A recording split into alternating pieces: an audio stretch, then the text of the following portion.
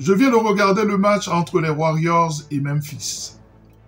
Un très beau match. Un match offensif, un match où on voit la valeur des deux équipes.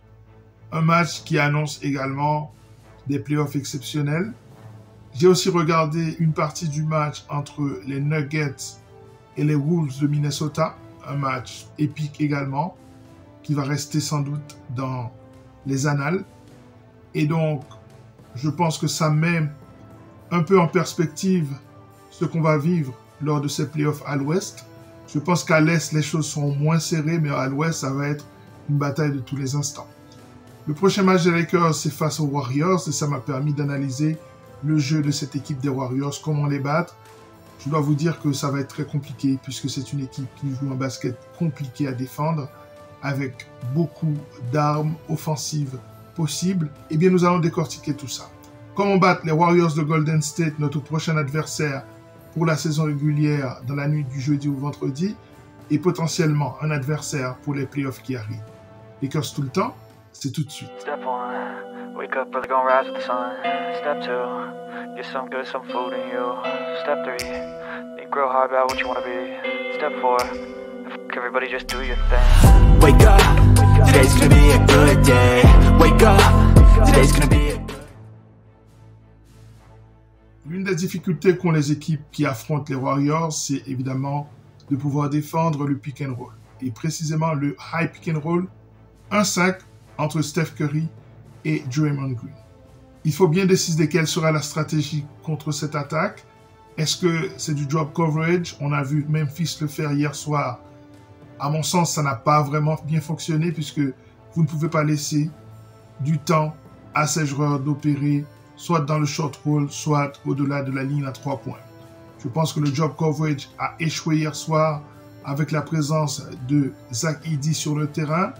Le blitz a un petit peu fonctionné le temps pour les Warriors de trouver la parade et après c'était compliqué parce que quand vous avez des Buddy Hield à côté de Steph Curry, c'est compliqué à défendre. Vous avez également Butler qui est plutôt dans la poche ou dans le short roll. Et ça aussi, ça apporte une autre complexité à l'attaque des Warriors. C'est une équipe extrêmement bien huilée, bien construite, bien coachée, qui pose des problèmes majeurs. Donc, si j'ai un petit conseil à donner aux Lakers, pour défendre le high pick and roll, surtout pas utiliser le blitz, puisque ça ouvre tout le cours à cette équipe des Warriors pour opérer. Et on va parler bien sûr d'un homme qui est un magicien dans le short roll.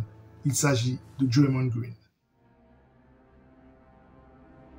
Il ne faut pas seulement se méfier du travail en pick and roll des Warriors, il faut surtout se méfier du travail qui est fait loin du ballon lorsque Steph Curry n'a pas la balle en main et je dirais même plus lorsque Steph Curry a l'air de se désintéresser du jeu.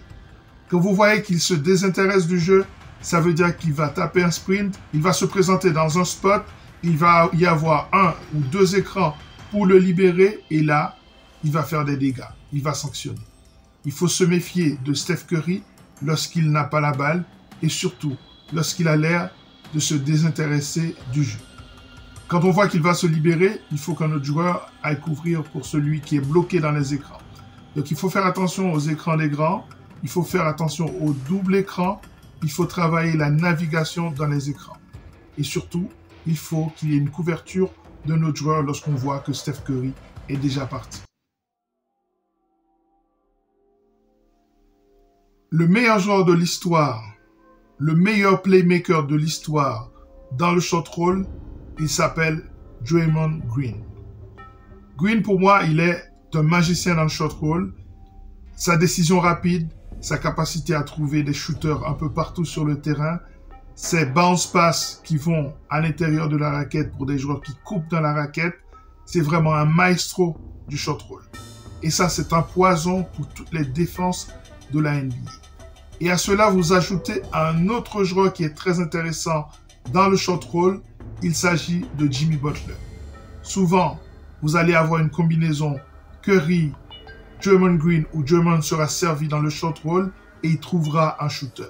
Un Buddy Hield qui est dans l'autre coin ou un Moody ou quelqu'un dans la raquette. Attention à Quinton Post également qui est un pivot shooter qui apporte beaucoup de complexité à cette attaque des Warriors et qui la rend très difficile à défendre.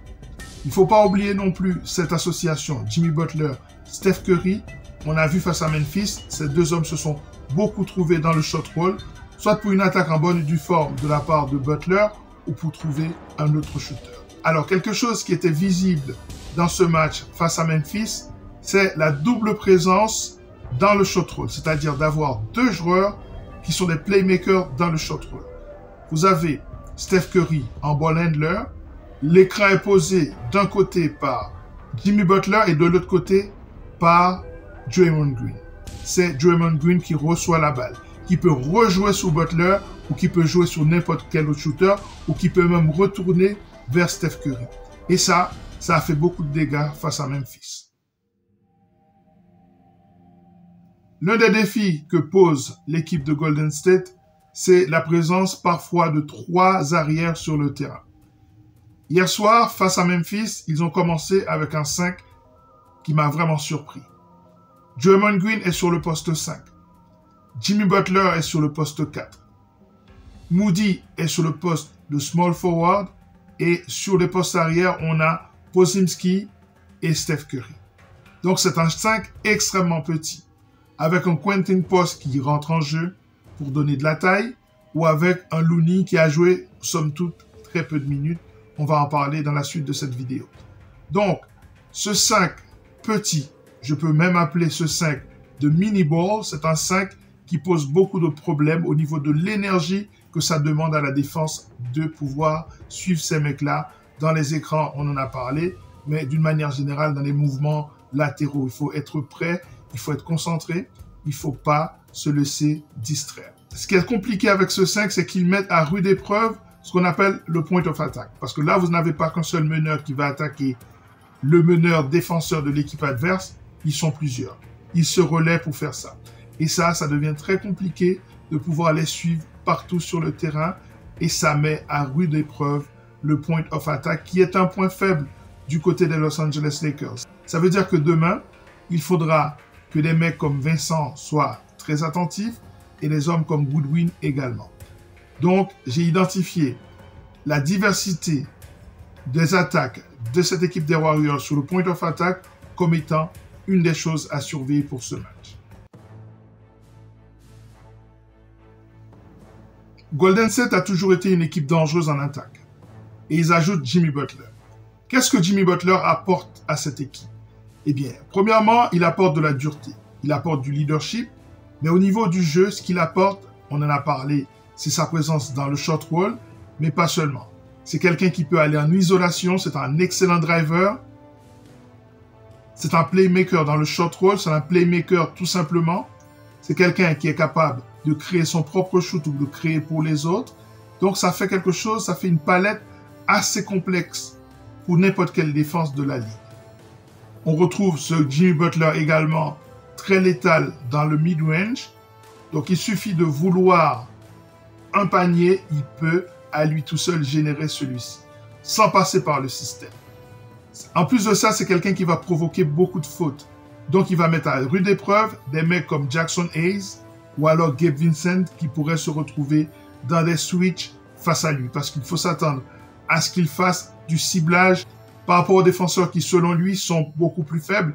Il pourrait par exemple cibler Gabe Vincent ou alors cibler quelqu'un comme Austin Reeves, utiliser sa puissance pour l'enfoncer dans la raquette et inscrire des paniers faciles. Et donc, l'arrivée de Jimmy Butler dans cette équipe apporte cette dimension en plus. Ça complexifie, là encore, l'attaque de cette équipe qui est déjà une attaque extrêmement performante. Il faudra également faire attention aux rebonds offensifs. Et en disant ça, je pense à un homme en particulier, Kevon Looney, qui est un joueur extrêmement précieux au rebond offensif. C'est quelqu'un qui est capable de prendre 8 rebonds offensifs et 8 rebonds défensifs dans le même match.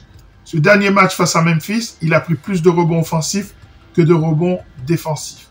Alors que c'est un match dans lequel il n'a pas joué un grand rôle, puisque l'équipe des Warriors a essayé de faire tout ce qui était possible pour que Memphis joue plus petit et ils ont gardé Zach Edey sur le terrain.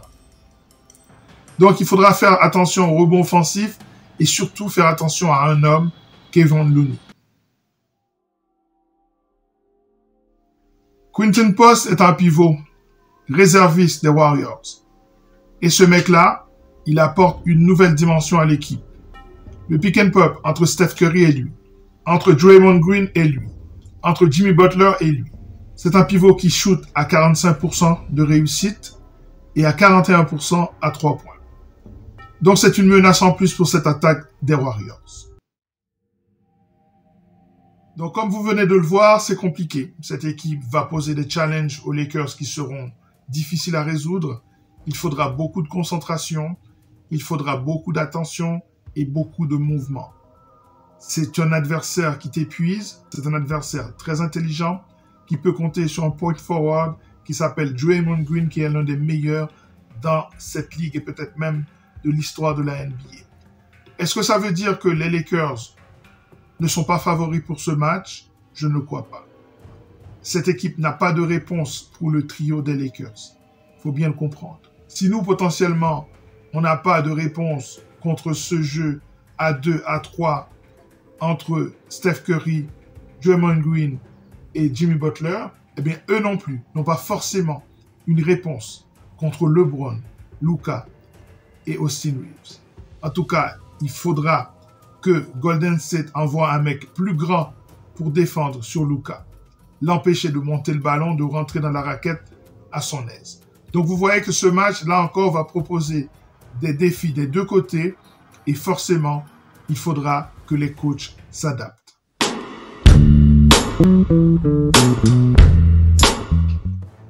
Voilà, c'en est terminé pour cette émission de décortiquage du jeu des Warriors. Une équipe compliquée à battre. Il va falloir être très concentré. C'est un test majeur en prévision des prochaines playoffs. À très bientôt sur cette chaîne. Prenez soin de vous. Ciao.